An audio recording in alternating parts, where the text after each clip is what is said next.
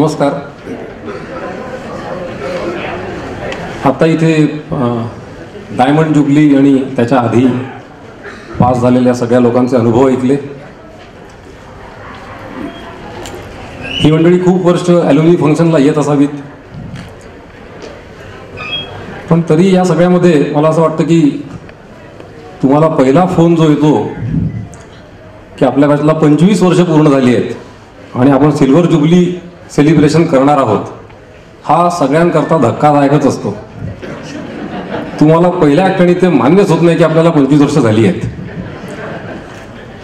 म्हणजे सगळ्या गोष्टी तुमच्या मनात ताज्या असतात. ते हॉस्टेलला निघून ब्रिजवरनं खाली यायचं, ते लेफ्ट राईट डिवाईड झालेलं COEP, book club, auditorium, workshop. आमच्या बॅचच्या मुलींना कदाचित वर्कशॉप आठवत नसेल, कारण त्या काळी आमच्या वेळेला मुली कमी होत्या आणि त्यांना कधी तिथे जॉब करायची वेळ आली असं मला वाटत नाही. कोणीतरी उत्साही तरुण उमेदवार नेहमी असायचे पुढे जॉब करून द्यायला, त्याच्यामुळे त्यांना कदाचित वर्कशॉप आठवत नसेल. बऱ्याच लोकांना थोडा त्रास होईल ना, पण थोडं बुद्धीला ताण दिल्यानंतर डिपार्टमेंट्सही आठवलीत आणि सगळे आपापल्या डिपार्टमेंटलाही गेलेत. पण सिल्वर जुबली सेलिब्रेशन करायचं आहे म्हणून ज्या मीटिंग सुरू झाल्या, आता तुम्ही मनातनं कितीही तरुण असाल, खूप ताजे असाल, सगळं असाल, पण तुम्हाला एकतर तुमची मुलं सारखी आठवण करून देत असतात की बाबा आता तसं तू वागतोयस तसं वागायचं वय माझं आहे, कारण मी फर्स्ट इयरला आली आहे, माझी मुलगी फर्स्ट इयर इंजिनिअरिंगला आहे. आणि दुसरी गोष्ट म्हणजे तुमचं बाह्य स्वरूप तुम्हाला काही लपवता येत नाही. मला फोन आला की कोर कमिटीच्या मीटिंग सुरू आहेत, किमया हॉटेलला आम्ही रविवारी सकाळी जमतो. तर मी जेव्हा पहिल्या मीटिंगला गेलो तर किमया हॉटेलमध्ये एका कोपऱ्यामध्ये ग्रुप करून काही लोक बसली होती, काही ओळखीची, काही ओळखीची वाटणारी अशी होती. मी त्या ग्रुपमध्ये जॉईन झालो तर पहिला प्रश्न मी त्यांना हाच विचारला की तुम्ही सिल्वर जुबली आणि डायमंड जुबलीच्या लोकांना एकत्र का बोलवलंय? तर ते म्हणे नाही नाही, आपण सगळे सिल्वरवालेच आहोत. त्यातले बरेच मला डायमंड जुबलीचे वाटत होते. थोड्या वेळाने तिथे दिनेश जोशी सारखा दिसणारा एक इसम आला. तर मी त्यांना विचारलं, म्हटलं काका दिनेश नाही आला? म्हणजे मीच दिनेश आहे. आम्हाला मार्गदर्शन करायला म्हणून COEPचे एक प्राध्यापक तिथे यायचे आणि मग कॉलेजकडनं तुम्हाला काय मदत होऊ शकते, इथल्या फॅसिलिटीज, ॲडमिनिस्ट्रेशन वाईज असं सगळे इनपुट ते द्यायचे. एक 2-3 मीटिंग नंतर जेव्हा डिनर वगैरेचा विषय निघाला, कसं अरेंज करायचं, काय करायचं, तर मी त्यांना विचारलं, म्हटलं सर 10 वर्षापूर्वी तुम्ही पण सिल्वर जुबली सेलिब्रेट केलीच असेल की नाही, तेव्हा तुम्ही काय केलं होतं? ते म्हणाले 1 मिनिट, मी आगाशे, मी तुमच्याच बॅचचा आहे म्हणाले. मला सारख्या तिथे विकेट्स पडत होत्या. आणि मग शेवटली मीटिंग आगाशे सरांनी COEP ठरवली होती. फायनल हात ज्याला म्हणतात. दुपारी 2:30ची वेळ मीटिंगची. सर ट्रॅफिकचे भयंकर हाल, म्हणजे COEP जाऊन दाखवा, बक्षीस मिळवा, असे बोर्डच वाचले मी बऱ्याच ठिकाणी. आणि बाजीराव रोडनी येताना इतके नो एंट्री, इतके टर्न्स, इतके यू टर्न्स की जेव्हा मी COEPच्या गेटवर पोहोचलो तेव्हा पुणे दर्शनवाल्यांनी माझं तिकीट फाडलं. ते मला तुम्ही इतके फिरले आहात तर ते काही फुकट फिरणं तुम्हाला अलाउड नाही, तुम्हाला तिकीट फाडावं लागेल. बरं, ज्या गेटनी मी आत आलो त्याच गेटनी पुन्हा बाहेर जाता येत नाही.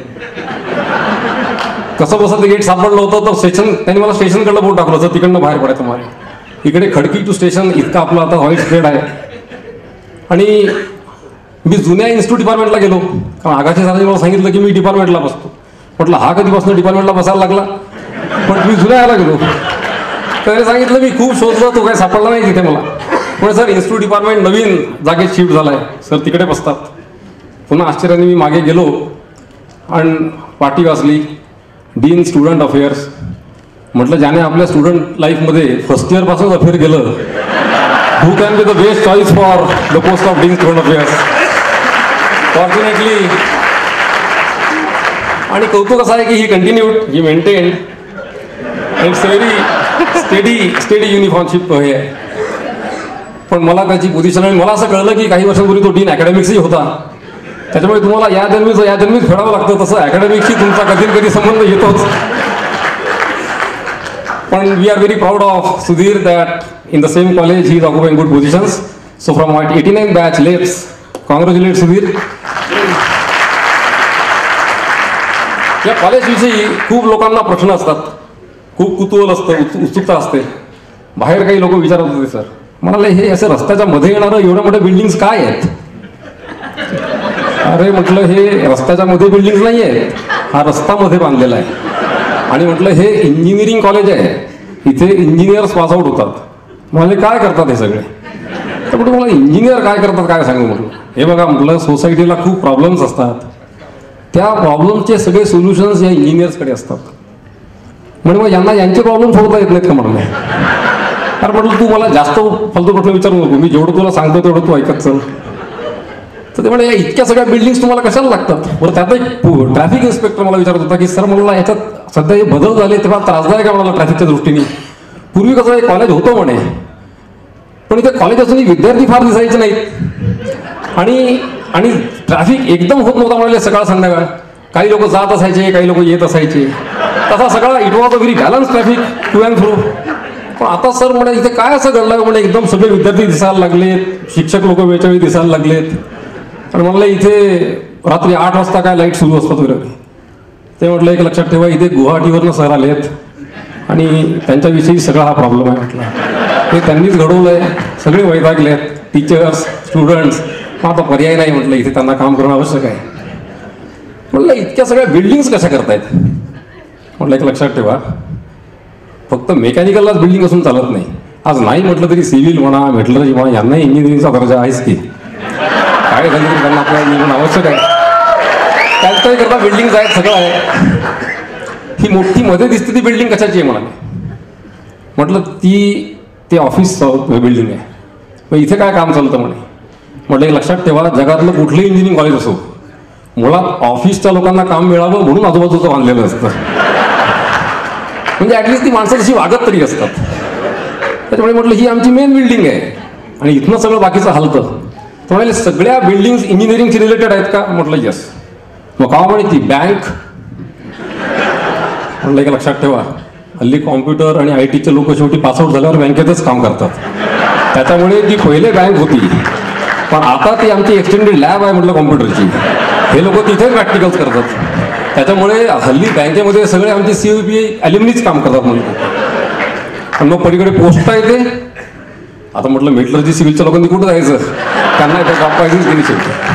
मग असं करत करत तो कॅन्टीन पुढे आला. मग तो मला वाटायला लागला हा मेकॅनिकलकडे येतो. म्हटलं हे बा तुम्ही मी जेवढं सांगतो ना तेवढं लक्षात ठेवा, बाकी म्हटलं तुम्ही जास्त चर्चा करू नका. पण मला आपले जुने दिवस आठवायला लागले. फर्स्ट इयरचे ॲडमिशन झाल्यानंतर कॉलेजमध्ये प्रॅक्टिकल्स आणि हे सगळं आपण करायला लागलो. मी काही स्टोरीज, काही किस्से, काही जोक्स असं सांगणार आहे. त्यातलं काही खरं, काही खोटं, काही फॅब्रिकेटेड असं सगळं असेल. मला इंजिनिअरिंग ड्रॉइंगमध्ये आम्ही सुरुवातीला प्रॅक्टिकल्स करायचं ते आठवलं. आमच्यापैकी बरेच दिवस लोकांना हेच माहीत नव्हतं की त्या 3 व्ह्यूजमध्ये काहीतरी एकमेकांमध्ये संबंध असतो. म्हणजे 3 चित्र काढून सबमिट करायची असंच वाटायचं. म्हणजे मला वाटतं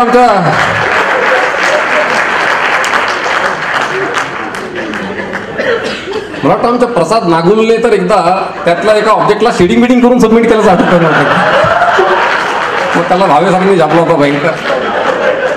एकाने जागा नाही म्हणून 3 व्ह्यूज एका खाली एक काढून सबमिट केले होते. हे बऱ्यापैकी 5-6 सीट नंतर कळलं की असं नसतं, ते सगळ्या व्ह्यूजमध्ये संबंध असतो. आमचं गिरीश गोखले भावे सरांकडे शीट सबमिट करायचा. याला आयुष्यात कधी प्रो सर्कलने सर्कल काढता आलं नाही. तो कंपासनी तो प्रो सर्कलनी सर्कल काढायचा. मग त्याला असं कळलं की प्रो सर्कलने सर्कल काढणं आणि कंपासनी काढण्यात फरक असतो. जे कंपासनी काढतात त्यांना तिथे मध्ये भोग दिसतं, छिद्र दिसतं. तर याने प्रो सर्कलने काढलेल्या सर्कलला बाजूने बसून सेपरेट भोग केली. मग भावे सर तर इतके वर्ष पोचलेले होते शीट तपासण्यात. भावे सरांनी विचारलं काय गोखले सर्कल्स कशी काढली? म्हणाला सर मी कंपासने काढली. व्हेरी गुड म्हणाले, मी तुला काही रिपीट देणार नाही, तुला मी लगेच सही देणार. आणि मग त्यांनी सही दिली, वरती लिहिलं थापाड्या. त्याच्या शीटवर लाल पेननी त्यांनी थापाड्या लिहिलेलं होतं. भावे सर थापा लोक खूप दर्जाचा मानू शकतात. म्हणजे मी एक थापेवरनं तुम्हाला जोक सांगतो की एका फ्रान्सच्या शेतकरीला भारताचा शेतकरी भेटला मग त्यांनी सहज त्याला विचारलं की का रे भारतात तुझी किती जमीन आहे शेतीची? काय जास्त नाही, मला आमची 4-5 एकर जमीन आहे, थोडं बहुत उत्पन्न निघतं वगैरे वगैरे. मग त्या शेतकऱ्यांनी विचारलं की तुमची किती जमीन आहे फ्रान्समध्ये? तर आता तुला मी काय कसं सांगू, एकर वगैरेमध्ये सांगता येत नाही मला, पण तू एक लक्षात ठेव, माझा ट्रॅक्टर घेऊन मी सूर्योदयाला जर एका टोकापासून सुरुवात केली तर दिवसभर मला माध्यान्ह म्हणू नको, दुपार म्हणू नको, सूर्यास्त म्हणू नको, कितीही गेलं तरी माझं शेत संपत नाही. तर आपला इंडियन शेतकरी म्हणा माझ्याकडे बी होता, मला असा एक ट्रॅक्टर शेवटी टाकला मध्ये विकून मी त्याला.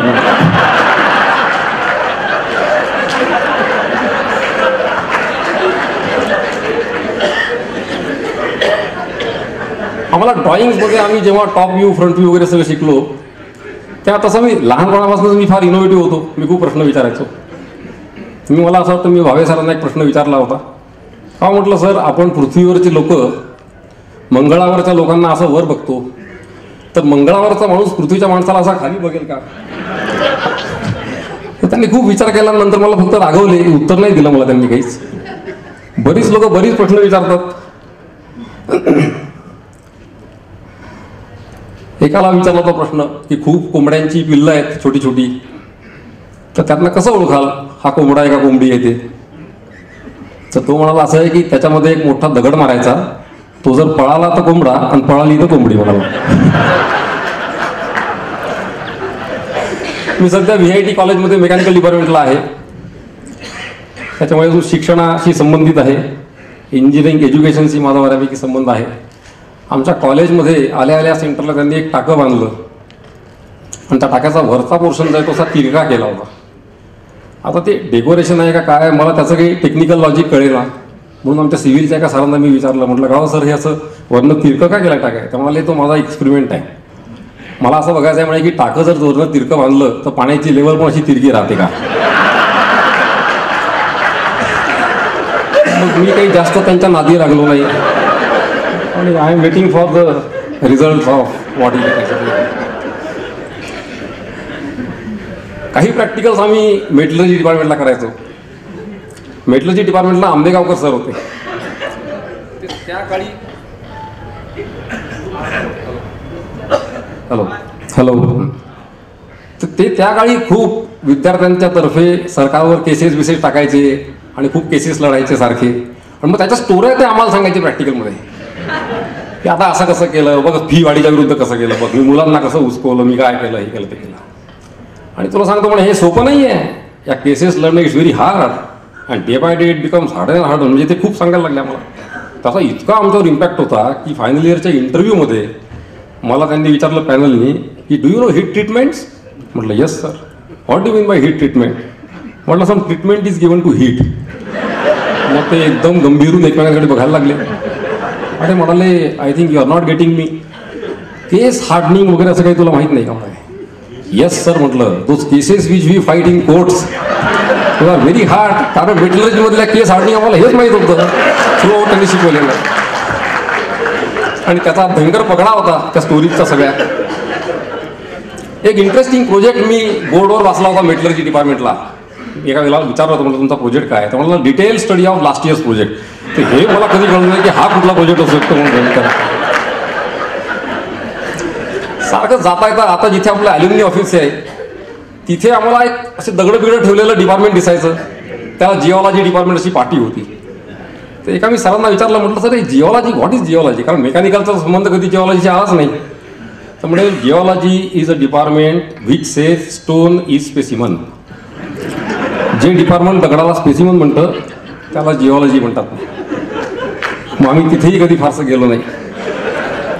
एकदा सेकंड इयरला का थर्ड इयरला आम्हाला इलेक्ट्रॉनिक्स विषय होता आणि आम्हाला असं सांगण्यात आलं की उद्या तुम्हाला पिकनिकला जायचं आहे, डबे वगैरे बरोबर घ्याल आणि हे अकॅडमिक पिकनिक आहे.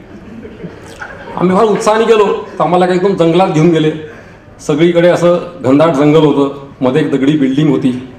तिथली माणसं सगळी त्या जंगलाला शोभावी अशीच होती बऱ्यापैकी. आणि मग त्यांनी आम्हाला काही काही सर्किट बिर्किट उघडून दाखवले, काही काही छोट्या मोठ्या टीव्हींवर काहीतरी ग्राफ बिफ दाखवले. नंतर आम्हाला कळलं की ते आमचे इलेक्ट्रॉनिक्सचे प्रॅक्टिकल्स होते. म्हटलं इतक्या लांब कसं लावा आपण? नाही म्हणाले it's a part of COP. ते आपलंच आहे म्हणाले, लांब नाही आहे. आणि इलेक्ट्रॉनिक्सच्या लोकांनी आम्हाला मेकॅनिकलला नेहमी 2 प्रकारे वागणूक दिली. एक तर ईडीस नाही तर मग फिडीस. त्याच्यामुळे आम्हाला इलेक्ट्रॉनिकच्या लोकांची खूप भीती वाटायची, सगळ्या स्टाफची. मला वाटतं आमचा नागुलच होता, जर्नल का सबमिट नाही केलं, मला चुकीचा ग्राफ पेपर दिला म्हणे. चुकीचा ग्राफ म्हणजे काय झालं म्हणाले, नाही म्हणाले it is not properly printed.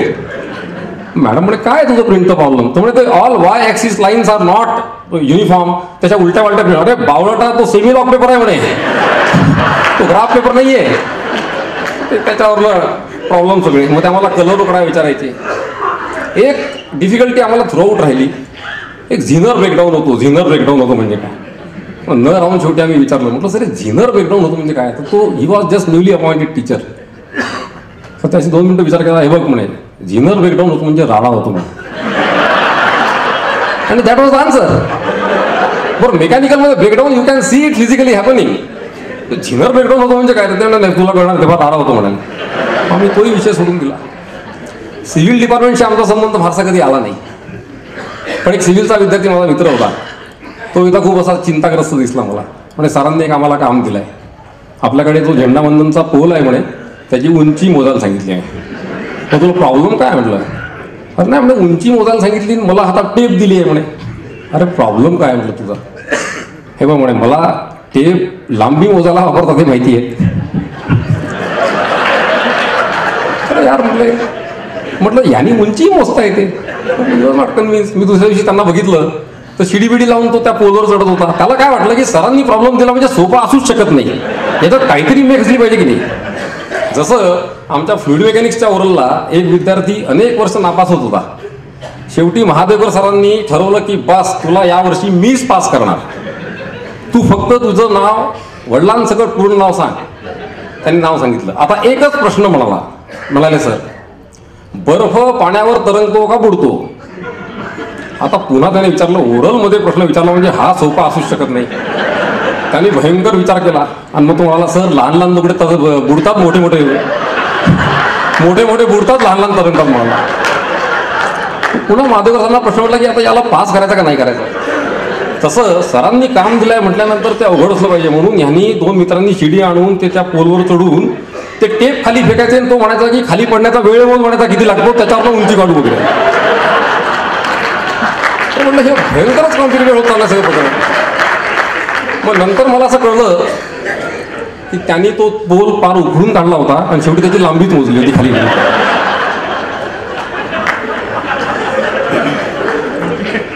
Civil डिपार्टमेंटचे असं आमचं मित्र असल्यामुळे त्या डिपार्टमेंटला आम्ही जायला घाबरायचो. बरोबर फर्स्ट इयरला जे प्रॅक्टिकल गेलं त्यात फक्त चेनची फेकाफेकीच केली आणि ती चेन अशी आम्ही उचलून व्यवस्थित फेकायचो ते म्हणजे नो अगेन असं म्हणून ती पुन्हा आम्ही चेन उचलातून फेकायचो. पण या चेनला मी कधीच कुठल्या गेल्या 25 वर्षात एकाही सिव्हिल इंजिनियरला चेन फेकताना पाहिलेलं नाही कुठेच. याचा उपयोग काय आहे आणि आपण एवढं ओझं घेतो कशाला. बरं तेव्हा ते कुलकर्णी सुरू होते, अनफॉर्च्युनेटली इज नॉट देअर नाव. पण ते भयंकर स्ट्रिक्ट वगैरे होते. आणि स्ट्रिक्ट म्हणजे काय तर त्याचे प्रॉपरली चेन बिन हवाला लावायला यायचे आणि पुन्हा फेकायची ती चेन. अनेक प्रॅक्टिकलला आम्ही अशी चेनची फेकाफेकी केली. बरं पहिल्यांदा सिव्हिलमध्ये आम्ही आडवं पुस्तक बघितलं, व्यवस्थित सरळ पुस्तक लिहायचं होतं. सिव्हिलमध्ये ते आडवं पुस्तक होतं, ते आम्ही लिहिलं, ते 3-4दा लिहिलं जर्नल म्हणून. पण सिव्हिलचा आमचा संबंध पेपर लिहिण्याकरता खूपदा आला. आमचं सिटिंग अरेंजमेंट एक्झामच्या वेळेला तिथे असायची. असा तो मोठा हॉल, खूप मोठे मोठे टेबल्स, 2 टेबल्समध्ये बऱ्यापैकी अंतर, अशी दुपारची ती गंभीर वेळ, डिम लाईट सगळे, असं कुठेतरी 2 कोपऱ्यात 2 पंख्यांचा घळम घळम घळम असा सरकारी आवाज. आणि या शांततेमध्ये काहीच येत नसल्यामुळे जी काही झोप लागायची ती एकदम धारधार बाजूनी गाडी गेली ती झोप उचलायची, आम्ही पेपर लिहायला लागायचो. बऱ्याच लोकांच्या पास होण्यामध्ये त्या ट्रेनचा भयंकर सहभाग आहे मला सांगतो. जर इतक्या जवळ नसतं तर इवडा been difficult for people to pass. मला या ट्रेनवरून असं आठवलं की मला कोणी जेव्हा विचारतो ना की अरे बाबा तू COBचा पासआउट आहे, तुला एवढा त्याचा अभिमान आहे, what is so special about COP, salient feature काय COPचं आहे. मी सांगतो this is the only institute in the world which is very well connected with all modes of transport. अगदी मागेच रेल्वे लाईन आहे, थोड्या अंतरावर स्टेशन आहे, वरनं विमानं जातात, 10 किलोमीटरवर विमानतळ आहे, तिकडे नदी आहे, त्याला लागून बंदर आहे ज्याला आम्ही बोटलब म्हणतो, आणि हायवे तर आमच्या मालकीचाच आहे, हायवे आमच्याच थ्रू जातो. म्हणजे म्हटलं असं कुठेच नाही जगाच्या पाठीवर. म्हणजे कितीतरी लेक्चर्स आमचे फक्त आम्ही रस्ता क्रॉस करू शकलो नाही म्हणून बुडलेली आहेत. आणि बऱ्याच वेळा असं व्हायचं की सरही बघायचे की हे येत आहेत का, आणि आम्ही रस्ता क्रॉस केला की तेही करून टाकायचे तिकडनं. अरे म्हणायचं मी तुमची किती वेळ वाट बघितली, तुम्ही आलेच नाही म्हणायचं. असे खूप गमती जमतीमध्ये आमचे दिवस जायचे. त्या सिव्हिलच्या लोकांची मला आणखीन एक खासियत सांगतो तुम्हाला. इतका छोटा रस्ता बांधला होता एका ठिकाणी, कोणी डिझाईन केला मला माहित नाही. म्हणजे तो इतका छोटा होता विड्थला की तुम्ही रस्ता क्रॉस केला ना तर तुम्ही त्या साईडला राहायचे. There was no concept of crossing. म्हटलं हे डिझाईन फक्त हे लोक करू शकतात. कुठल्या तरी का आपल्या सिव्हिल इंजिनियरनी लॅट्रिनला 2 दरवाजे दाखवले होते म्हणे, मला माहित नाही कोण होता तो. मेकॅनिकल डिपार्टमेंटला आम्ही खूप प्रॅक्टिकल्स केले, खूप एन्जॉय केलं आमचं ओन डिपार्टमेंट. पण खूप मजा यायची. तासगावकर सरांना मी दुपारी सांगायला गेलो, सर आपलं प्रॅक्टिकल आहे. म्हटलं येस येस येस. कॉम्प्रेसर पाशी जाऊन थांबा म्हणाले. मग आम्ही बाहेर आलो, कोणालाच माहित नाही कॉम्प्रेसर कुठे आहे. मग कोणी मर्लिस इंजिन जवळ असा उभा आल्यासारखं केलायचं आपलं, मग कोणी तिकडे टर्बाईन जवळ, कोणी याच्यावर असे दिसते. आणि मग सरांचा बघायचा कोणीकडे निघाले सर असे. मग सगळे त्यांच्याबरोबर जायचे, कारण कॉम्प्रेसर हे पाहिजे की तो खाली होता तळागाळाच्या, आम्ही बाहेरच थांबलो होतो वरती. पण सर खूप उत्साही होते. आमच्या गुणेनी एकदा नवीन एमएटी घेतली आणि सरांनी भयंकर प्रॅक्टिकली तुम्हाला शिकवतो वगैरे असं म्हणून. हे फार असतं सगळ्या सरांचं की प्रॅक्टिकली तुम्ही जर मुलांना शिकवलं तर त्यांना खूप लवकर कळतं. याचं मी तुम्हाला उदाहरण सांगतो. इलेक्ट्रिकलच्या प्रॅक्टिकलला त्याही सरांना असंच कोणीतरी सांगितलं होतं की तुम्ही प्रॅक्टिकली शिकत चला. पहिल्या प्रॅक्टिकलला त्यांनी आमच्यापैकी एकाला एक वायर धरायला सांगितली. धर रे म्हणे वायर. त्याने धरली. शॉक बसला का म्हणे, नाही, दॅट इज न्यूट्रल. अरे नंतर तो बधिरच झाला. म्हणजे सर म्हणाला नाही म्हणाले, किती लगेच कळलं बघ तुला म्हणलं. एक टीचरच्या डोक्यात जी कन्सेप्ट असते की practically you should teach. A teacher was teaching a student mathematics and they came across one equation 5 - 7 + 2. आता काही केलं त्याला हे सांगता येणार की 7तनं 5 जातात कसे. तो मुलगा लहान होता.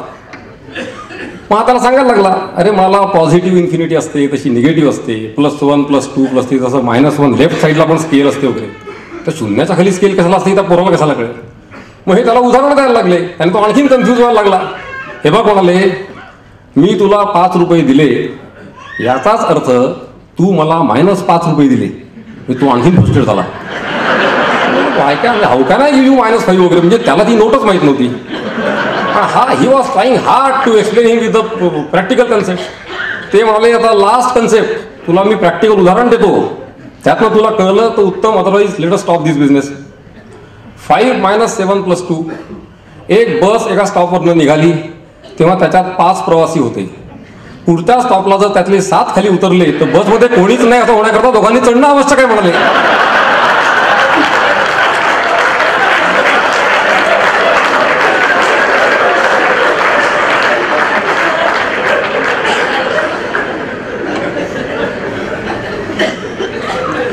तर राहुल गुणेची एमएटी सरांनी उघडली. म्हणाले, तुझा कार्बोरेटरचा पॉईंट सेट करून देतो, त्याने तुझं ॲव्हरेज वाढेल म्हणाले.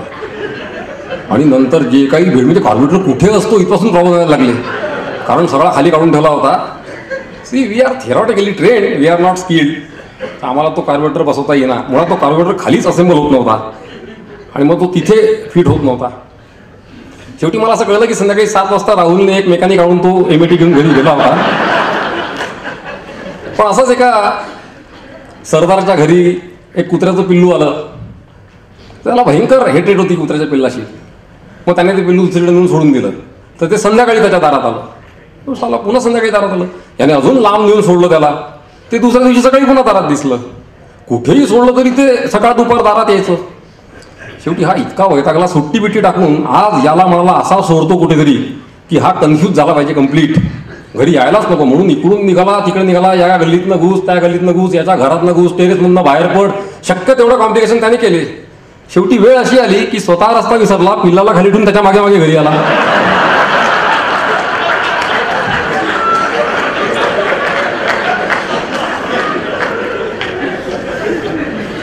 मेकॅनिकलला आम्ही ओरल्स पण खूप एन्जॉय करायचो. मला वाटतं DK जोशी सर आले.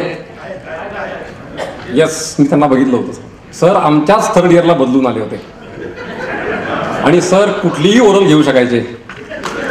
म्हणजे त्यांचा तो तेव्हा ओरलला नसले तरी why are you waiting here. मला सर आमची ओरल आहे. कुठली ओरल आहे? हीट ट्रान्सफरची ओरल आहे. मग जोक सर आले नाही अजून? नाही सर येणार आहे. चला पहिले 4 नंबर या आतमध्ये. बरं हीट ट्रान्सफरला भोगलं, डिझाईनला भोगलं, त्याच्यानंतर फोटॉनची देखील ओरल त्यांनीच घेतली. खूपच आदरार्थी व्यक्तिमत्व सरांचं भयंकर. पण सरांनी बीईत असताना जो काही डिझाईनचा पेपर काढला होता, सगळे नोट्सवाले पहिले अर्धा तासात बाहेर आले. डिझाईन विषयाला नोट्स असतात ही कन्सेप्टच त्यांनी पुसून टाकली. तेव्हा एका ओरलला त्या मुलाला सरांनी विचारलं, 4 स्ट्रोक वगैरे माहिती आहे का तुला? यस सर म्हणाले. मग एका 4 स्ट्रोक व्हेकलचे ॲव्हरेज कमी झाला आहे म्हणाले. What do think is can be a problem? तर मला sir engineers do not talk in terms of this vague language वगैरे. थोडं कमी झालं म्हणजे काय? किती कमी झालं मला? आता ते सरांना हे एक्सपेक्टेडच नव्हतं. अरे म्हणाले थोडं असं नाही सर, मला सांगा म्हणाला. आता त्यांनी काहीतरी सांगायचं म्हणून 50% ॲव्हरेज कमी झाला म्हणाले. मग काय असेल 50% म्हणजे असं ओनली 2 स्ट्रोक आर वर्किंग म्हणला. सो सिम्पल फॉर हिम.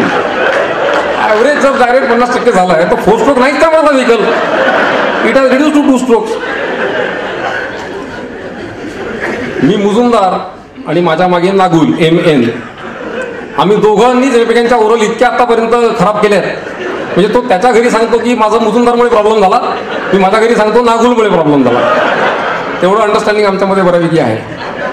थर्मोडायनामिक्सच्या ओरलला मी आणि नागुलात गेलो तर म्हणाले, ती तुला आपल्या डिपार्टमेंटची चिमणी माहिती आहे का? माहिती आहे सर म्हटलं. म्हणजे मला आधी असं वाटायचं की बॉयलर सुरू आहे की नाही हे कळण्याकरताच ती चिमणी आहे. म्हणजे त्यातनं स्टीम निघाली की बॉयलर सुरू असं वाटायचं मला. म्हटलं तर चिमणी मला माहिती आहे, पण ते चुकीचं आहे मला नंतर कळलं. चिमणी कशा करता असते म्हणे. म्हटलं भोंगा होण्याकरता.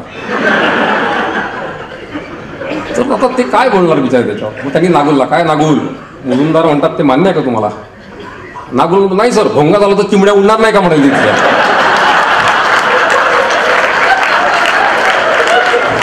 मग त्यांना असं वाटलं की ऍटलिस्ट नागुलपेक्षा हा सारा सब्जेक्ट मध्ये तरी आहे. त्याची ओरल बोंबलली, मी पास झालो. असं त्या रिलेटिव्ह ग्रेडिंगचा कन्सेप्ट आम्हाला तेव्हापासूनच कळला होता. बरं मी नंतर fortunately or unfortunately me teaching फील्डमध्ये आलो, त्याच्यामुळे मी पण ओरल घ्यायला लागलो. एकदा मी भारतीय विद्यापीठला ओरलला गेलो होतो. भारतीमध्ये सगळे तिकडे हरियाणा पंजाब तिकडली मुलं असतात आणि तशी एकदम इम्प्रेस करतात तुम्हाला ओरलला आल्यानंतर. मॅन्युफॅक्चरिंग प्रोसेसची ओरल होती. एक कौल नावाचा मुलगा समोर येऊन बसला. मी मुलांना असं सेटल करतो, sit down, don't take tensions. असं जर पहिलं मान उघडलं तर त्याने एक लेथ मशीनची फिगर काढली होती आणि ती फिगर त्याने तिरकी काढली होती त्याच पानावर. मी सहज विचारायचं विचारलं, म्हटलं कौल आप GTP ठीक से मारते नहीं? म्हटलं देखो ऐसा टेढ़ा मेढ़ा फिगर हो गया उसका. नहीं सर बोले I have done it myself. म्हटलं छोड़ दो, that is not the issue. By mistake if lathe machine gets mounted like this, do you think there will be any problem? क्या होगा? म्हटलं क्या सर बोले, टेपर टर्निंग होगा. He was so sure, इतका कॉन्फिडंट. लेथ जर तिरकी mount झाली तर म्हटलं काय सिम्पल, टेपर टर्निंग होगा. मग माझ्या इंटरनल एक्झामिनरनीच त्याला उठून दिलं तिथनं. म्हटलं की याला याच्यापुढे एकही प्रश्न विचारायचा नाही.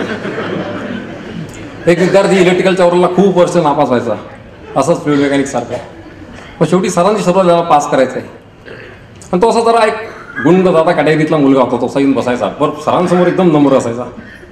म्हणाले आपण पिन अशी टाकतो, ती फक्त उलटी करून टाकली तर काय प्रॉब्लेम होईल?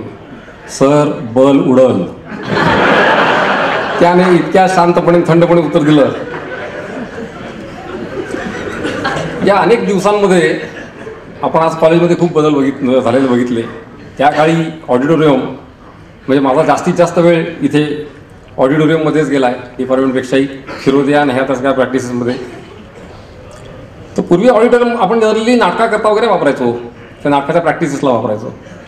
काही दिवसांपूर्वी मी सहज एकदा इथे चक्कर मारली असेल. तसे खूप टेबलं खुर्च्या मांडलेल्या आणि असं सिरियसली खूप काम चाललं होतं भयंकर. मी कोणाला तरी विचारलं, म्हटलं हे काय चाललंय? म्हटलं हे कुठलं नाटक? त्याने म्हणाले हे पेपर तपासायचं नाटक चाललेलं आहे, ह्याला कॅप म्हणतात. याला सेंट्रलाइज असेसमेंट प्रोग्राम असं म्हणतात. ते महानाट्यच असावं असं वाटत होतं मला. तेवढ्यात मला माझे ओळखीचे सर दिसले, ते कट्टा घेऊन बसले होते पेपर तपासायचा. मला असं आठवलं की म्हटलं या सरांना तर आम्हाला शिकवायचे तेव्हा चष्मा होता जाड भिंगाचा, पेपर तपासताना यांना चष्मा नाही लागत आहे. म्हणून मी सरांकडे जाऊन विचारलं त्यांना, म्हटलं का हो सर तुम्हाला चष्मा होता तर तो काय गेला का काय या वयामध्ये? म्हटलं ते प्राणायाम वगैरे करून. नाही नाही नाही म्हणाले, अरे चष्मा मला वाचताना लागतो म्हणाले, तपासताना नाही. मला भयंकर टेन्शन आलं.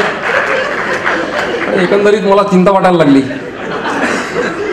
बरं ही मुलं पास होऊन बाहेर येणार, ही मुलं बाहेरून इंजिनिअरिंग म्हणून काम करणार.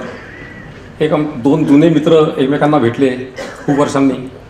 तर बाबा म्हणाला छान मोठा बंगला वगैरे बांधलायस, मुलं खूप छान निघाली का रे तुझी. तो मोठा सुरेश काय करतो म्हणाला. तर म्हणजे सुरेशनी इलेक्ट्रिकल इंजिनिअरिंग केलं आणि काय ठीक आहे म्हणाला. आणि मग तो रमेशनी म्हणे मेकॅनिकल इंजिनिअरिंग केलं. अरे वा वा म्हणलं, ते दोन्ही मुलं किती छान निघाले म्हणाले. मग तिसरा तो रे गणेश, तर तो म्हणाला की गणेशनी सिव्हिल इंजिनिअरिंग केलं. कमाल आहे म्हणाले तू या परिस्थितीत जे मुलांना शिकवलंस वगैरे. आणि तू तुझा चौथा पण होता ना म्हणे केदार कोणीतरी. त्यामुळे ठीक आहे तू चहा वगैरे घे म्हणला, बिस्किट घे असं. तो चहा घेतला पण कोणी त्याला विचारच त्याला नाही अरे केदारचं काय झालं म्हणजे काही प्रॉब्लेम. अरे नाही बरं तू घे ना, तुला काय अजून चहा वगैरे पाहिजे. त्याच्या लक्षात आलं की हा काही केदारबद्दल सांगायला तयार नाही. अरे म्हणे केदार फार वाईट निघाला का, या भावांच्या पावलावर पाऊल ठेवून तू गेला नाही का कुठे वगैरे. हे म्हणाला हळू बोल, तू घरात आहे. त्याने अस्वल विकत घेतलाय म्हणाले आणि तो दरवेशी झालाय. अरे अरे म्हणे असं काय म्हणा, हे हळू बोला, घर त्याच्यावरच चाललंय.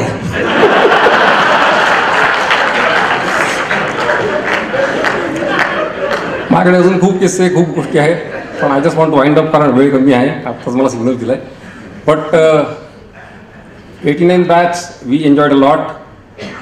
COEP बद्दल काय वाटतं हे वेगळं सांगताच येत नाही. इतक्या गोष्टी COEPने आपल्याला दिलेल्या आहेत. सगळ्यात महत्त्वाचं म्हणजे COEPने आपल्याला एक आयडेंटिटी दिली, लायकी दिली समाजात. तुम्हाला COEP नुसतं COEP आहे म्हटलं तर अमेरिकेत प्रोग्रामच्या निमित्ताने गेलो. ज्या ज्या ठिकाणी प्रोग्राम्स केले त्या त्या ठिकाणी जर सांगितलं स्टेजवरनं की हा COEPचा आहे, 15 लोक अगदी 68 बॅचपासून सगळे येऊन एकत्र फोटो काढणार, सगळं करणार. एक मोठं बाइंडिंग आहे COEP नावाचं आणि तो सपोर्ट आहे, that is our security also. त्याच्यामुळे COEP आम्ही विसरायचं सोडा, म्हणजे आम्ही आठवायचं सोडा, आम्ही कधी विसरूच शकत नाही. Thank you, thanks a lot.